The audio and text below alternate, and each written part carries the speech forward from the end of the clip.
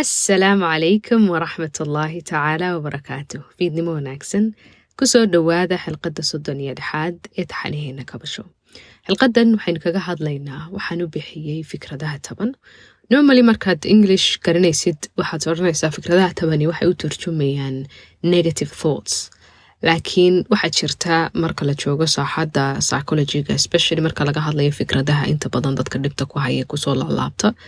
eray bixin la isticmaalo intrusive thoughts.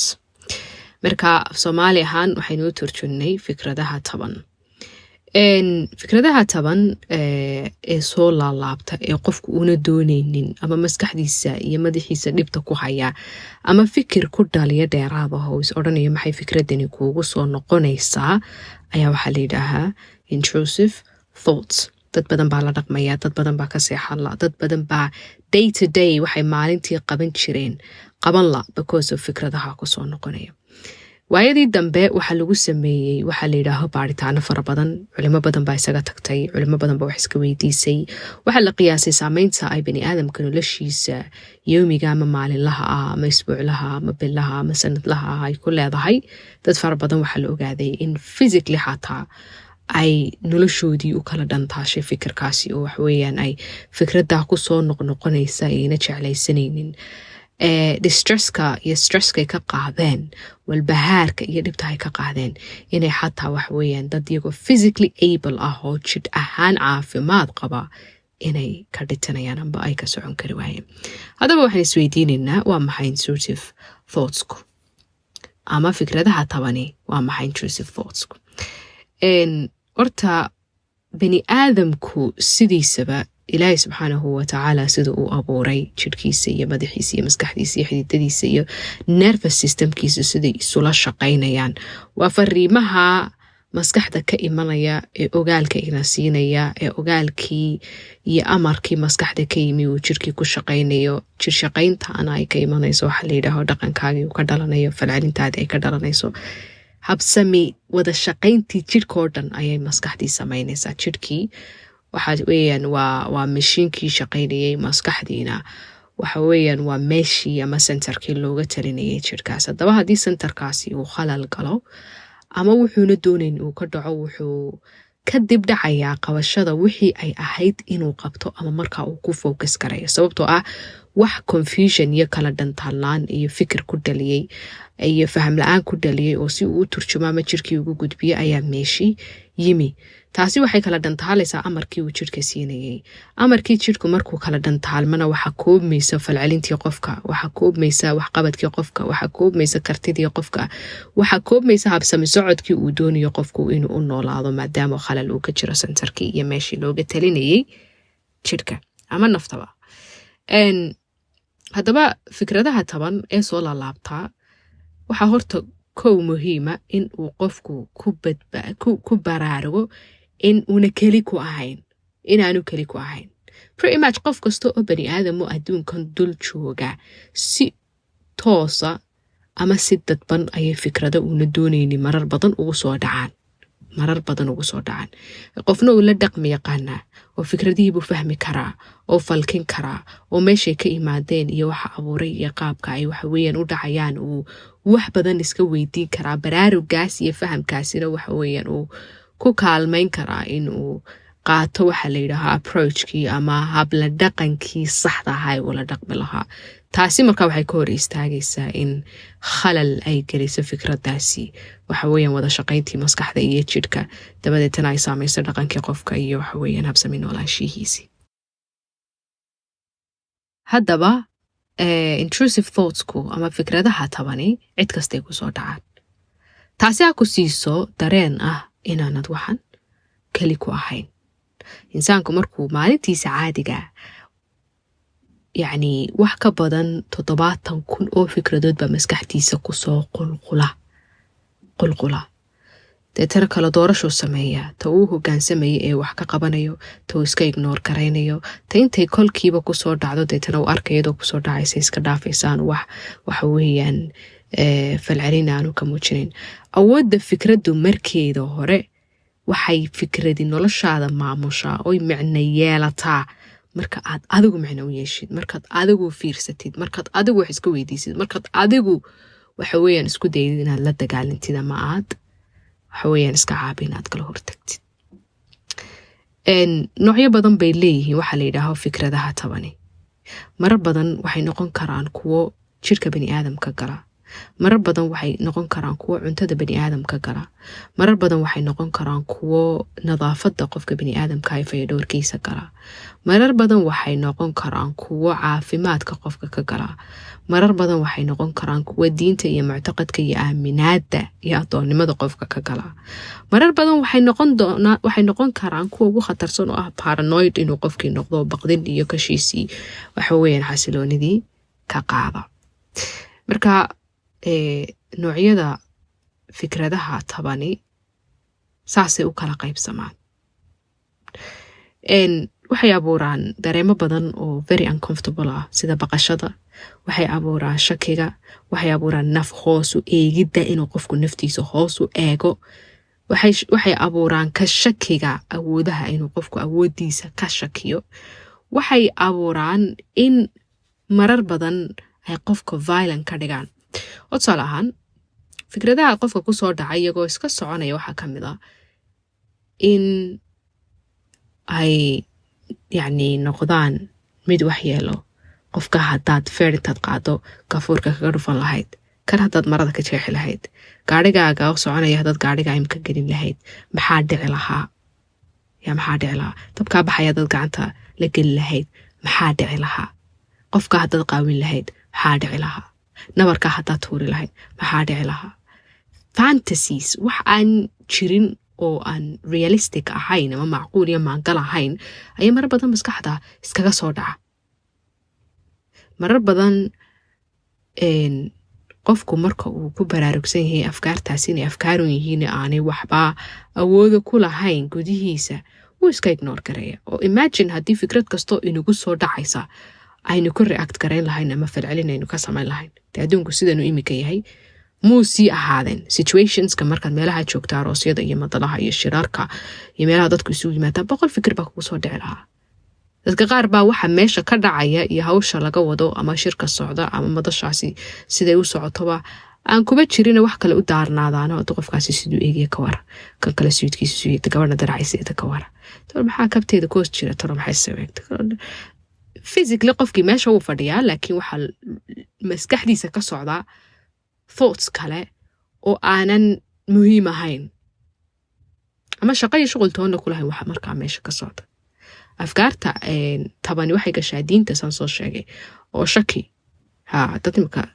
salaadan iyo soonkan iyo tukashadan iyo cibaadadan iyo umuurahan iyo waxaan oo dhan talow intay sii ridan yihiin, talow lidaraja marka dambe ay gaadhaan inuu qofki yidhaahdo ilaahay siduu eegay taraaku siduu umuraha. marka inagoo keliya inaguma soo dhacayaan, xataa saxaabadii bay ku soo dhici jireen oo nabiga weydiiyey calayhi afdalu salaati wa atamu tasliim. tira nabigu ku yidhi maseerkaasay fikirku idinka gaadhaan mararhaa. hadday hal shay tusinayso waxay tusinaysaa iimaankiina yacni awooddiisa, oo shaydaankiiba markuu awood kala weydi kaga joojiyo waxaa la yidhaaho addoonnimo ogolaanshihii aad addoonnimada ogolaydeen ayaa awooddiisi waxay kusoo ururtay inuu afkaar yaryaro waxa weeyaan caataaydi kusoo tuuro. markaa shaydaanka iska naara, iskana ignore gareeya. anywhere bay geli kartaa. marar badan qofku waxay gaadhaa thoughtsku inay kusoo dhacaan kuwo dhaqan xumo ah inay kusoo dhacaan oo la xidhiidha galma la xidhiidha, oo waxaa dhacda mararka qaar in uu qofku xataa maxaarimtiisa uu su-aalo geliyo. waxaa laga yaabaa dad badan inay kaan fariiraan maxaa dhici sidee u dhici kartaa, laakiin heerkaasay mararka qaar gaadhaa in maxaarimtiisa iyo dadka u dhow ay maskaxdiisa u sawirto hadduu wax la samayn lahaa ama hadday wax la samayn lahayd ama waxaa inta badan xoojiya oo afkaartaa lagu arkaa dadka maska qaba amba ay wax taabteen mas min ashaytaan, shayaadiintu taabteen in afkaartaas weliba kuwa la xidhiidha galmada ay si waalan maskaxdooda ugu soo qulqulaan. taasina xalkeedu wax weeyaan inuu qofku ruqyo helo, inuu isruqyeeyo ruqyadee waafaqsan qur-aanka iyo sunnada, dabadeetana uu iska ignoor gareeyo. اللهم صل على سيدنا محمد mararka afkaarta taban dadka kusoo dhacaan waxaa kamid ah markay public joogaan markay meelaha la isugu yimaado joogaan wax embarrassing ahoo laga yaqyaqsado dad waxaa samayn lahayd talo maxaa dhici lahaa marka qaabka iyo albaabkay uga soo galaan waa qaab curiosity ama فضول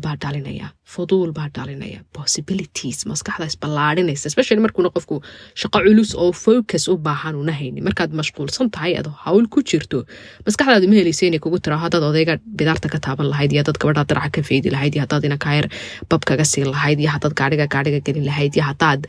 imika halkaa godkaas ku dhici lahayd maxaa dhici lahaa because awoodii maskaxdu waxay ku mashquulsantahay qabashada wax markaa muhiim ah oo ma helayso fursad ay waxyaabaan kaga hadasho laakiin markuu qofku kaligiiska yahay inta badan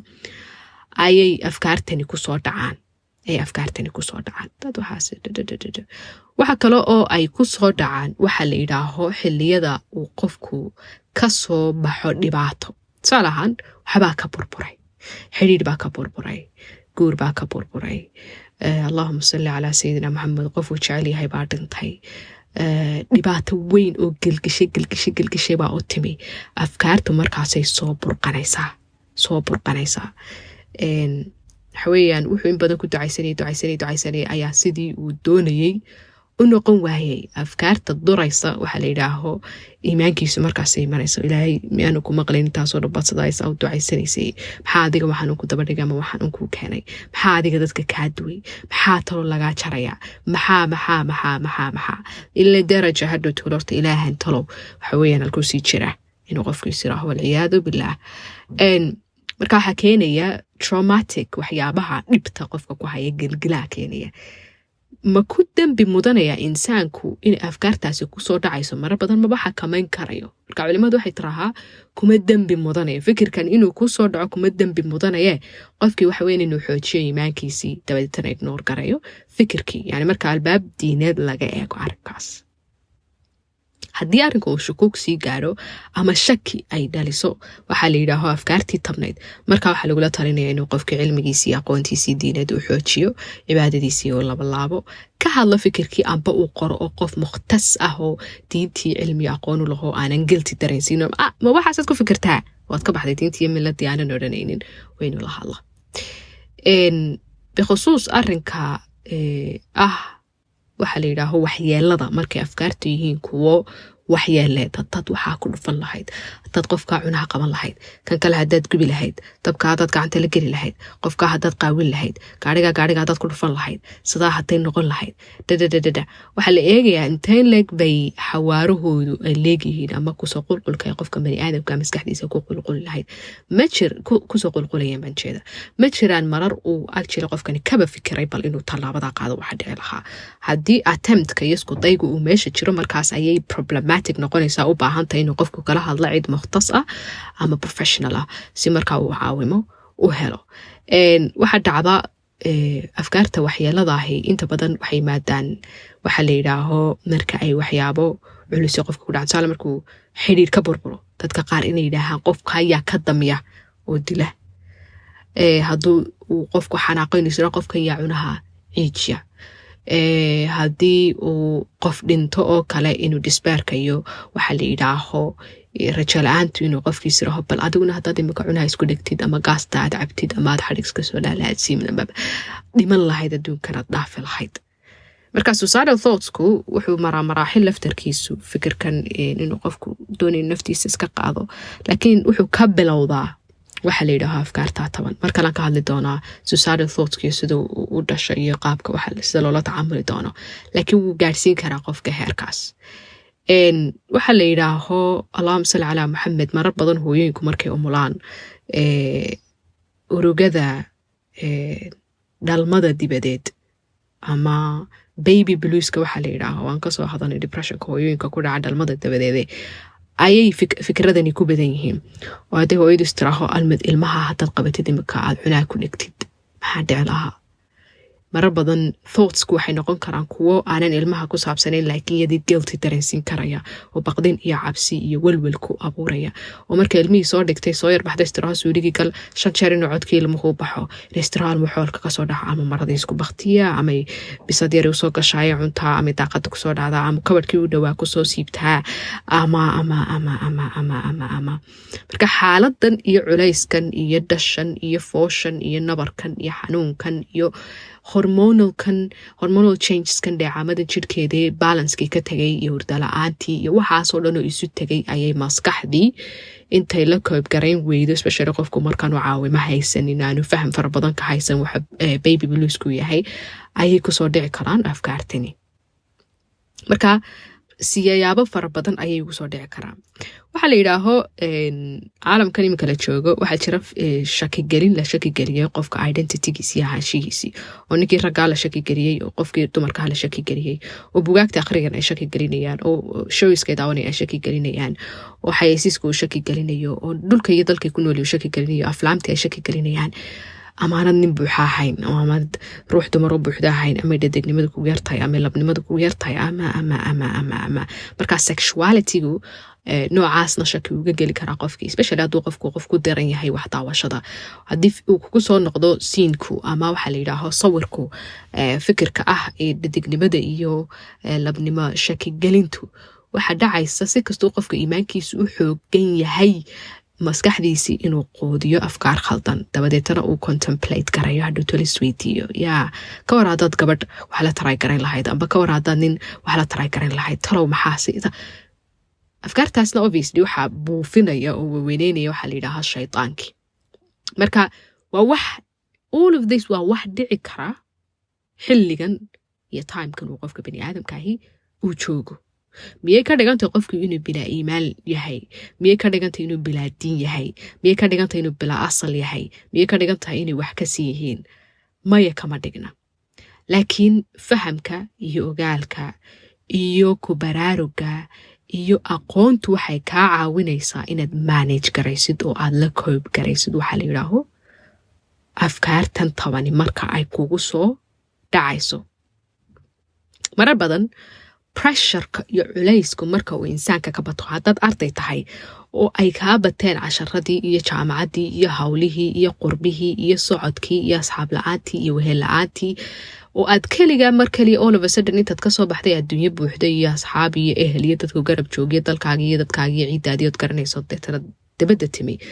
oo deetana aad 4 gidaar keliga aad ku noqotay iyo buuggaaga iyo laptopkaaga iyo sariirtaadii yarayd marar badan waxa kugu dhacaya waxa la yidhaaho marka laga yimaado culture shocka kugu dhacaya dhaqanka iyo dadkanaad la dhaqmaysid iyo afkan iyo luuqadan iyo adduunkan cusub ee adaptabilityga iyo la qabsiga iyo jaanqaadka kaaga bahan waxa kugu dhacaysa afkaar fara badan marka pressurekii markuu kugu bato oo cid kula qaybsatana aanay jirin waxa lagaa fili karayo ee ah inaad xaqiijiso waxaad meesha u timi nan laga yaabo marar badan inay culays kugu yihiin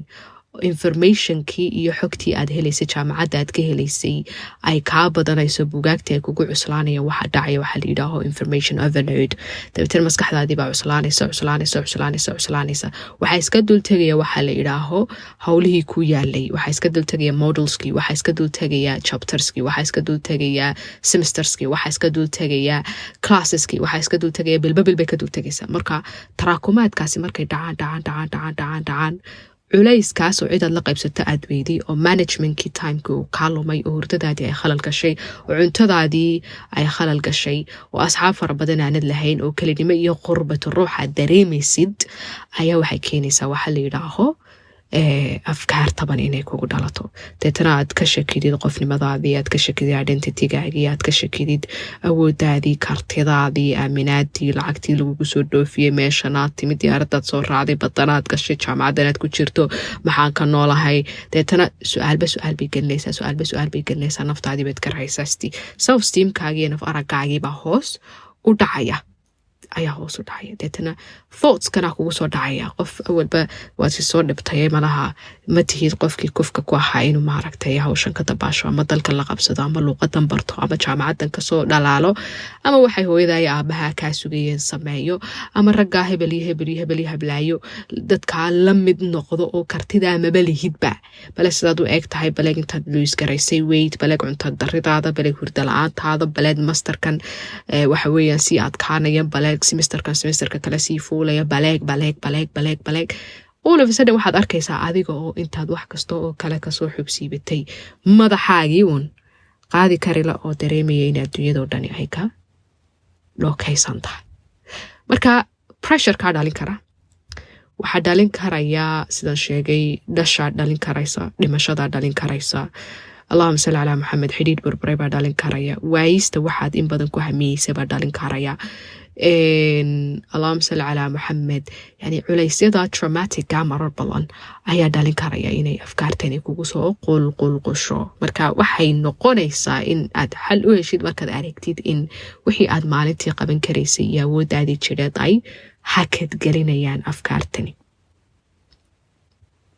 ay hakad gelinayaan imageriga iyo sawirada khaldan iyo afkaaraha sexualka ah ee la xidhiidha haddaad waxaan samayn lahayd iyo haddaad qofkan qaawin lahayd iyo haddaad halkaa ku kici lahayd iyo haddaad waxaa samayn lahayd waxa iyaguna sii xoojinaya bugaagtaad akhriyayso waxa aad daawanayso dadka aad timeka la qaadanaysid showska aad interestedka ku tahay umuraha aad wax ka akhridid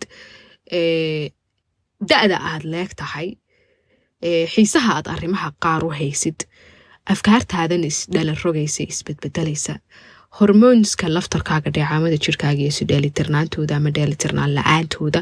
waxyaabo fara badan baa keeni kara in waxaas obsessiveka ama thoughtskaasi ay kugu soo dhacaan kuwaa diintana sidaas leeg waxaa keeni kara situationkii xaaladda aad maraysid iyo qaabkaaga iyo cibaadaadkaaga iyo routiinkaaga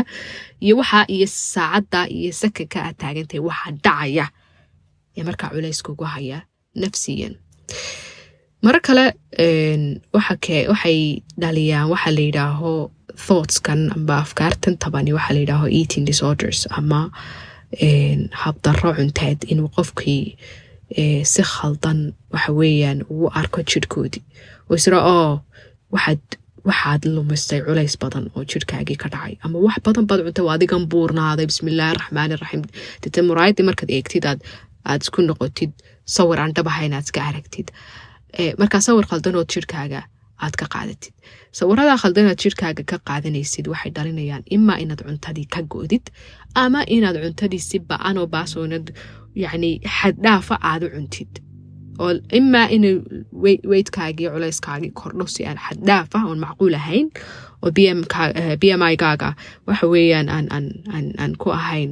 sax ku ahayn oo dherarkaagii iyo waxaweyaan culayskaagu aynay islaakayn iyo da-daada iyo qaabkaagu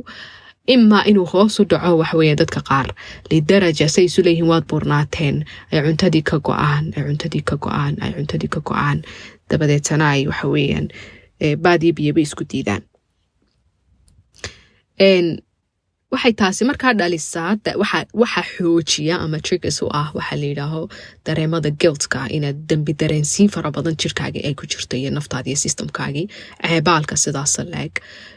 body imagekaaga sawirkaad ka haysato waxa iyadana saameyn kule waxaa la yidhaaho majalaadka aad akhriyaysid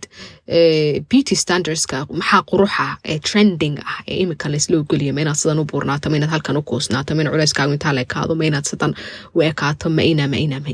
ayaa sii xoojin kara waxaa la yidhaaho thoughtska la xidhiidha jirhkaaga ee sababi karaya eating disorderska ama inaad si khaldan aad wax u cuntid kulli waxaasoo laysu geeyay waxay sababaan distress iyo stress iyo walbahaar ba'an ayay qofka ku keenaan haddaba fahankaa aynu fahnay wuxuu inagu hagayaa inaynu isweydiino sideeba loo xallin karaa anyone waxa laga yaabaa intaa codkaygu soo socday qof walbaaba inuu dhinaca ay uga imanayaan afkaaraha tabani uu si uun imika u taabto yidhi aniga halkaasaa igaga soo qulqulayaan fikradaha ugu badan ay igu soo dhacayaan kuwaasay ahay kow waxaa lagu xaliyaa horta baraaruga kow ogaalka naftaada aad ogaatid oo aad waxaan fahamtid wuxuu kaa caawinaya inaad xal dhaba heshid laba waxaa la yidhaaho haddii ay thoughtskan iyo afkaartan yihiin kuwa xad ka baxa oo noloshaadii waxa weeyaan gacmaha isugu laabay waa inaad heshid cid aad kala hadashid inta aan lagu degdegin waxa la yiraahdo kinin qaadasho iyo in jidhkii waxa weeyaan la suuriyo waxa ka horeysa inuu qofkii helo cid uu la hadlo oo therapist ah especially cognitive behavioral therapy ama CBT waxa la yiraahdo wuxuu kaala shaqeynayaa horta inuu qofkii ku dhageysto fahmo meesha ay ka imanayaan afkaartaada tabani isku dayo inuu ogaado waxa la yiraahdo waxa ku carinaya dabadeetana uu wax kaa baro amba kaa caawiyo sida ay tahay in aad ula koob garayso ama inaad uga falcelisid ama aad u manage garaysid oo waxa weeyaan haddii aad marka ay afkaartaasi kugu soo dhacaan aad naftaada karbaashi jirtood cunto ka go'i jirtood hurdo ka go'i jirtay qofka CBT-ga yaqaana wuxuu ku barayaa horta inay waxan yihiin afkaartanina aanay macnaheedu ahayn inay xaqaa'iq tahay iyo wax sugan oo just fikrad kugu soo dhacday ay tahay ka falcelintaada iyo hadba meeshaad u qaado unbaa xoojin kara ama macna siin kara fikradii intaa markaad isla fahamtaan wuxuu kaa caawinayaa inaad fahamtid cariyayaashaadii sidaad u eliminate garayn lahayd ama uga takhalusi lahayd kabacdina aad u manage garayn lahayd habitskaagii iyo waxa la yidhaaho habdhaqankaagii aad u bedelan lahayd kuwa caafimaad qaba aad ugu bedelan lahayd aad adigu awood u lahaan lahayd aanay afkaartu awood u lahaan lahayd arinka labaad waxa weeyaan nasashada waxa la yidhaaho meditation ayay qolahani yidhaahaan nasashada inuu qofku nasto oo jidhkiisa uu ka warhayo waxay kaa caawinaysaa inaad ka warhayso dunta afkaartaada meeshay ku xidhan tahay iyo meeshay kasoo laalaato iyo sidaad u qaban lahayd iyo sidaad u falkin lahayd iyo sidaad u furfuri lahayd oo marka aad adduunyo qaylo badan iyo shaqo iyo ubad iyo reer iyo family iyo asxaab iyo wax la wadayo iyo wada la marayo buuquunaad ku jirto way adag tahay inaad si yaroo fudud aad u heshid duntan ku wereerisay meesha ay ku xidhan tahay ama ay ku guntan tahay oo adigan buuqa ku jira laakiin marka buuqaasi uu kaa ladnaa aad waxweeyaan kasoo baxdid waxaad helaysaa hudu ama deganaanshiyo ay kuu soo baxdo meesha ay fikradaasi ay ka imanayso xiliyada aad samayn kartid deganaanshiyaha waxaa kamid a xilliga aad tukanaysid ama salaada ka bacdi ama subaxii markaad kacdid oo kale inaad naftaada la fadhiisatid sijaadadaada intaad ku dul fadhiisatid oo bal aad relax murqahaagii iyo jirhkaagii intaad ka dhigtid indhahaas ku qabatid oo dabadeetana aad aragtid tareenada maskaxdaada maraya meeshay u socdaan meeshay ka imanayaan halkay ka rakaabsanayaan intay soconayeen intaad rakaabe fikiray kuu sidaan iyo bal meesha u socdaan oo dabadeetana observation aad samaysid ama aad isha ku haysid taasi waxay kaa caawinaysaa inaad si fudud u kala dooran kartid aad tiraahid fikirkani waa fikir qaabilsan amba la jaanqaadi kara qiyamkayga qof ahaanshiyahayga identitygayga fikirkana waa fikir waxaa la yidhaahaa ajinabi iyo imika igu soo biiray waana fikir aad classify garayn kartid ood oran kartid ama wuxuu ka imanayaa waxa la yidhaaho baqdin ama wuxuu ka imanayaa dambi dareensiin ama wuxuu ka imanayaa buugiyaan shalay akhriya ama wuxuu ka imanayaa filimkii aan daawaday ama wuxuu ka imanayaa dadkii igu hareereysnaa ama wuxuu igaga imanayaa traumadan iyo culayskan aan iminka soo marayay ama xidhiidhkii burburay ama qofkii dhintay ama yacni waxaad ogaanaysaa meesha uu salka ku sii hayo way fududaanaysaa markaa inaad wixii aad u baahan tahay aad ka qaadatid wixii kalena aad u ogolaatid inay compass gareeyaan again aan ku soo celiyo hadalka fikrad waxaa micno iyo maqaam u samayn kara keliya sidaad adigu uga react garaysid arrinka saddexaad waxa weeyaan waxaa la yidhaaho self-careka ama naftaada oo aad danaysid oo aad daryeeshaahi waxay kaa caawinaysaa in aad awoodda adigu haysato powerka oo inay afkaartaadu haysanin oo markiiba waxa weeyaan aad label garayn kartid afkaartu inay afkaar yihiin awood badanayna kuga haynin markay ku leeyihiin muraayada markaad isku eegtid alla bismillah waa adigan laba gidaar leekaaday realistically markaad is eegtid ee aad is miisaantid waxaad arkaysaa miisaankaagu inuu caadi yahay waxaanay maskaxdaada kuu sheegayso deetana waxaa kuu fududaanaysa inaad tallaabo self-care qaatid oo ah inaad cunto caadiya cuntid halkay maskaxda kugu sheekan lahayd inaad cuntadii oo dhan ka go'do iyo inaad waxaweeyaan farta intaad dhuunta iska gelisa adka ma tajisid marka self-careku saasuu kaa caawinaya waxaa la yidhaaho allahuma salli calaa sayidina moxamed kala qaabaynta iyo kala qorqoridda iyo kala qaadqaadidda thoughtskaagu mar walba waxay ku xidhan yihiin how present aad tahay intee leg baad joogtaa ahaanshiyan ka soo hadalnaa mar walba ma joogtaa horta mise waad maqan tahay haddaad joogto waxbaad qaban kartaa haddaad maqan tahay laakiin waxbaa lagaa qaban karaa oo fikirkaagiibay ayaa ku waxa la yidhaaho ku maamulaya arrinka shanaad waxa weeyaan in aanad waxa la idhaaho aanad kala hortegin afkaartaada, iska caabin inaanad kaga hortegin, oo aanad qarinin, oo aanad dafirin, oo aanad denial gelin, oo aanad iswereerin, oo aanad isdawaqine. waa fikrad way kugu soo dhacday, halkaasay maraysaa mawjadaasay la socotaa. run ahaanshiyaheeda iyo been ahaanshiyaheeda marka laga yimaado ogolow inay jirto fikradaasi oo maskaxdaada ay dhex socoto. arrinka lixaad waxa weeyaan in aad kala saari kartid realitigaaga, xaqiiqadaada jirta ee joogta hebeloo tahay iyo fikradani inay fikrad un tahay inay adiga waxa weeyaan aanay ku allahuma salli calaa sayidina maxamed aanay waxa weeyaan kaa turjumaynin. haddii fikradda kugu soo dhacaysaa tahay inaad qof kala dhibaatayso, qofkaa cunaa ku dhigto ama qofkaa qaawisid, fikraddan ogolow inay kugu soo dhacday, laakiin reactkii inaad ku react garaysid ama aad ka fal celisaahay waxaa kuu sheegaya maskaxdaada iyo damiirkaaga iyo ahaanshiyahaagi inaanay waxaas waxsaa ahayn, and then you ignore it and you pass. waad ka socotay, waxba maad samaynin. laakiin haddii aad la geli lahayd waxaa la yidhaaho difaac, fikirkii aad difaac la geli lahayd oo isdiidsiin lahayd, oo markiiba shaki kugu soo dhici lahaa, talomiya maxaa siiya, talomiya soo khaakhayaraya, waa maxay waxaan igu soo dhacaya.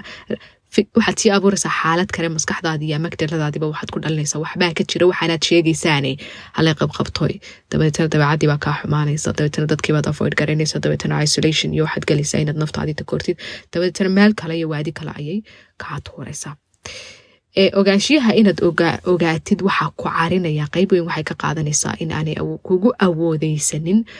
fikradaha tabani. haddii waxaa ku carinaya buugaad akhriday tahay, ama show aad daawatay tahay, ama hebel iyo heblaayad waqti la qaadatay tahay, ama cuntadii heblaayad aragtay tahay, ama sawir khaldanoo beri hore kugu soo dhacay tahay, ama qof ku abuse jirayoo si uun kaaga soo horbaxay tahay, trigger inuu waxani kuu yahay fikraddan kugu soo dhacday ayna sax ahayn, laakiin waxaasi ay cariyeenood ogaata waxay kaa caawinaysaa inaanad si khaldan uga falcelinin. waxyaabaha kaa caawin karaa in aad la tacaamushid fikradaha taban waxaa kamid a journalinka. waxaa la yidhaaho inaad balqalin iyo warqad intaad qaadid fikirkaagii aad qortid, maanta way taariikhdu saas tahay, saacaddu intaa tahay, aniga oo Xamde Xuseena waxaa maskaxdayda kusoo dhacaya fikradda noocaas iyo noocaas iyo noocaas. warqadda markaad dul dhigtid culayskii iyo afkaartii maskaxdaada ku filaqsanayd markay warqadda dul imaadaan, madaxaagii wuxuu haystaa fursad uu bal ku kala qaadqaadi karayo maxaa run ahayn, maxaa u baahan wax laga qabto, maxaa u baahan in layska ignore gareeyo, maxaa u baahan in la qubo, maxaa u baahan in lagu sii deganaado, maxaa run igu ah, maxaa run igu ahayn. filaqsanaantii maskaxda ay ku filaqsanaanay ku dawaqinaya marba luuqkaaga imanaya way ka soo baxeen, imika warqadii bay dul saaran yihiin. waxaa kaa caawinaya in xilliga ay fikraduhu kugu soo qulqulayaan aad bedeshid positionkaaga, oo tusaalahaan haddaad fadhidid, aad kacdid, ood socotid, oo aad cid la hadashid, qof aad ku kalsoon tahay oo aanan jaahil ka ahayn afkaarta tabanaan ku odhanay maxaa jira, miyaad soo dawaqday beryahan, ama maxaa kaa qaldan, ama maad qof muslina ahayn, ama aan ku dembi dareysin xaalkaagii sii culaysin inaad la hadli kartid. in routine aad lahaatid. routiinku wuxuu kaa caawinayaa in uuna fikirkani maalintaadii oo dhan qaadanine, bal horta waxaad u baahnayd 1 iyo 2 iyo 3 maanta inaan waxaa qabto, xilligaa inaan seexdo, xilligaa inaan cunteeyo, xilligaa inaan hebel la hadlo, xilligaa inaan heblaay la hadlo, xilligaa inaan buuga akhriyo, xilligaa inaan waxaasoon ogeyn naftayda iyo maskaxdayda iyo maankayga caafimaad u yihiin inaan daawado, inaan waxa weeyaan warqadda yar qoro, inaan classkaas waxa weeyaan cashirkii layga sugaya aan sameeyo. fikradihii kugu dhalinayay inaad naftaada hooseynteedii ama self-esteemkaagu hoos u dhaco ayaad meesha ka saaraysaa, oo naftaadii waxaa u dhalanaysa fikir cusub oo ah inaad wax qabsatay. taasi waxa ay eliminate garaynaysaa ama ay awoodda ka saaraysaa waxaa la yidhaaho fikraddii kulahayd waxba ma qabsanaysid, ama tamar ma lihid, ama qof ma tihid. arrinka ugu dambeeya wuxuu yahay in aad waxaa la yidhaaho aanad naftaada judge garaynin, inaanad naftaada judge garaynin, inaanad judge garaynin, oo adigu aanad suunisu qaadanin, oo aanad fikirkaagii maskaxdu ay abuuraysay generate garaynaysay aanad waxa weeyaan adigii naftaadii ugu soo horeyninoo col hortii jabay xaalkaagii noqonada qof xun baa tahay, bal waxa kugu soo dhacaya, bal waxa kaa qulqulaya, bal waxaanaad samaynaysid, talo miyaad soo khaakhayaraysa, talo ma waxaanaad siiya, talo aanad odhanina just waxaan waa fikrad waxay awood yeelataa un markaad adigu ku react garaysid. haddii intaasoo dhan aanay caawimo aanad ka helin, waxaad u baahantahay inaad dhakhtar u tagtid. dhakhtarku wuxuu kaa caawinayaa inuu xaalkaagii diagnose gareeyo, eego, isku waraysto, kabacdina uu kaniina ku siiyo. kaniinada yaryar waxay hadi'inayaan ama ay kuu qabanayaan inay jirhkaagii iyo maskaxdaadii iyo murqahaagii ay dejiyaan, inay balance gareeyaan waxaa la yidhaaho dheecaamadaadii jirhkaagii. dabadeetana ay kuu suurto gasho inaad maalinkii waxaad qabanaysay iyo hawl ku yaalay aad si fudud u qabsatid, hurdadii inaad seexatid. waxa weeyaan warwarkii walbahaarkii baanaana inuu kaa bao.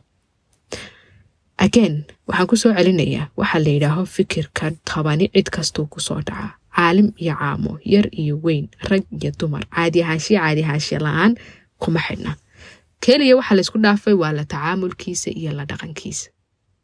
waxyaabaha caawin kara qofka bani aadamka waxaan waxa rootiinka kamida, inaad rootiin saxa samaysatid, cuntadaada, hurdadaada, inaad isku wareejisid dad caafimaad qaba oo la jooggoodi iyo agjooggoodi uu ku caawinayo ood la hadli karaysid oo ka fahmi karaya. in ay waxaa la yidhaaho ruuxaaniyaadkaagu ay nool yihiin oo salaadaadu ay on time tahay, tasbiixdaada iyo istikfaartaada iyo ilaahay isku xidhkaagu uu on time yahay. inaad ka hadashid, inaad qortid, qalinkii warqada isdul saartid, in aad nasatid markuu jirhkaagu nasiino u baahan yahay oo systemkaaga aad la shaqaysida aanad la gelin waxaa la yidhaaho difaac aanad la gelin. in aad allahuma salli calaa sayidina maxamed aad u aqbashid inuu fikirkan yahay fikir uuna ahayn xaqiiqo sugan oo aanad adigii slaybal garaynin. asalaamu calaykum.